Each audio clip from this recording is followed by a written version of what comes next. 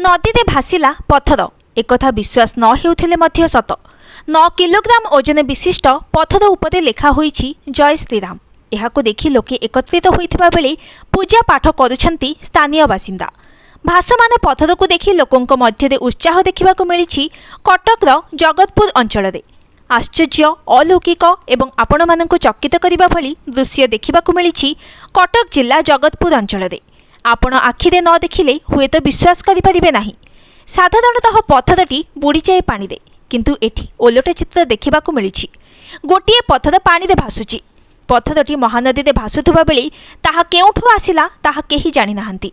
भासी जाउथबा पथरटीकु लोके उद्धार करिबा परे जगतपुर पंडा साहिर कान्हचरण पंडा तांको घरे रखी पूजा करुछंती। अयोध्या रे प्रभु श्रीरामंक मंदिर उद्घाटन हेबा परे एहा एक अलौकिक घटना बोली कान्हंक परिवार कहिछंती। केही केही कहिछंती